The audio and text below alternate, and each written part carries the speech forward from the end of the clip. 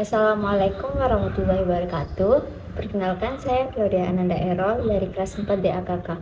Pada kesempatan kali ini saya akan mempresentasikan tentang sistem informasi akuntansi manajemen, struktur organisasi, dan etik. Sistem informasi akuntansi manajemen dan proses manajemen. Akuntansi manajemen adalah sebuah sistem informasi yang menyediakan informasi spesifik yang dibutuhkan oleh manajemen. Inti dari sistem informasi akuntansi manajemen atau disingkat SIAM terletak pada proses, yaitu aktivitas untuk mengumpulkan, mengukur, menyimpan, menganalisis, melaporkan, dan mengelola informasi. SIAM memiliki 3 tujuan utama, yaitu 1. Menyediakan informasi untuk menghitung kos produk dan jasa dan kos dari objek kos lainnya yang menjadi perhatian manajemen.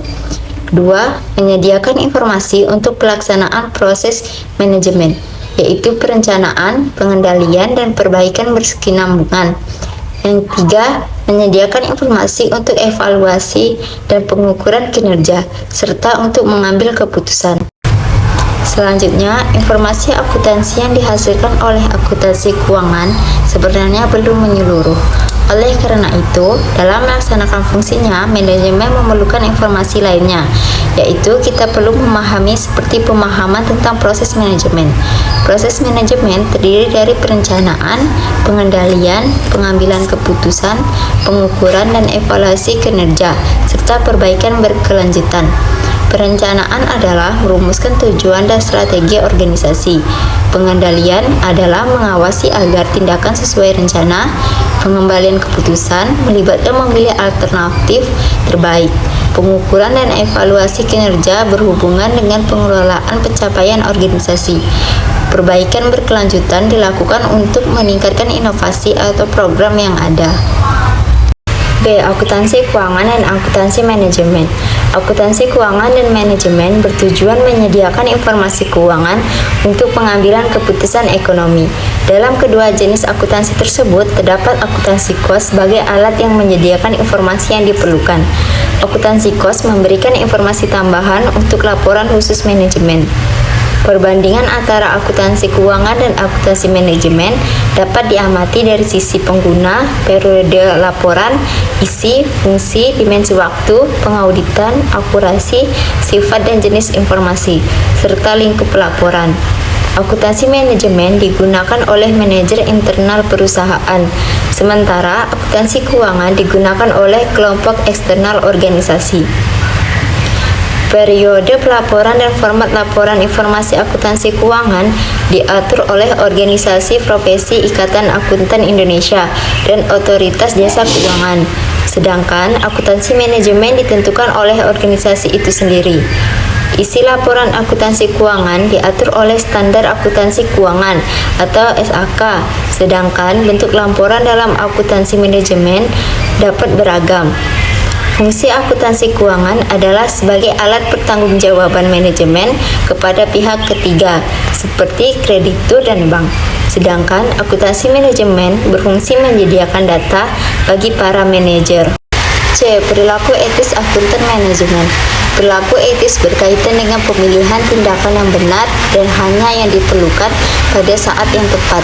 Perbuatan dan tindakan kita bisa benar atau salah, atau keputusan yang kita buat memang saatnya diperlukan atau tidak diperlukan. Mengorbankan kepentingan pribadi untuk kebaikan bersama, menghasilkan nilai-nilai tentang benar dan salah. Beberapa contoh peran akuntan manajemen dalam rangka menjaga perilaku etis tersebut dapat dijelaskan sebagai berikut ini. 1. Whistleblowing. Akuntan manajemen harus mampu menjadi penegak moral dan penjaga etika dalam organisasi. Whistleblowing dibagi menjadi dua, yaitu whistleblowing internal, yaitu tindakan untuk melaporkan kecurangan yang dilakukan oleh seseorang dalam organisasi kepada pemimpin perusahaan tertinggi. Yang kedua, whistleblowing eksternal, yaitu tindakan untuk melaporkan kecurangan yang terjadi dalam organisasi perusahaan kepada pihak luar seperti pihak yang berwenang atau penegak hukum atau kepada masyarakat karena kecurangan itu merugikan masyarakat.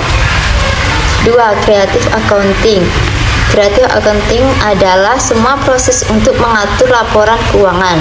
Beberapa pihak dalam perusahaan acap kali menggunakan kemampuan pemahaman pengetahuan akuntansi. Pihak-pihak yang bisa terlibat dalam proses creative accounting seperti manajemen akuntansi perusahaan, pemerintah, asosiasi, industri, dan lain-lain. 3. Fraud accounting. Fraud adalah suatu tindakan yang dilakukan secara sengaja untuk menggunakan sumber daya perusahaan secara tidak wajar dan salah penyajian fakta untuk memperoleh keuntungan pribadi. Dalam bahasa yang lebih sederhana, fraud adalah penipuan yang disengaja. Hal ini termasuk berbohong, menipu, menggelapkan, dan mencuri. Oleh karenanya, tidak etis dan tidak bermoral. Penggelapan yang dimaksud adalah pengubah aset atau kekayaan perusahaan yang dipercayakan kepada secara tidak wajar untuk kepentingan dirinya. Akuntan manajemen harus mampu meninggalkan atau meminimalkan tindakan-tindakan seperti itu. D. Kode etik profesi akuntansi manajemen. Setiap profesi memiliki standar etika. Akuntansi manajemen memiliki kewajiban menjaga standar etikanya terhadap organisasi, profesi, masyarakat, dan diri sendiri. Keempat prinsip kode etik yang perlu dipegang oleh akuntansi manajemen adalah kompetensi, kerahasiaan, integritas, dan kredibilitas.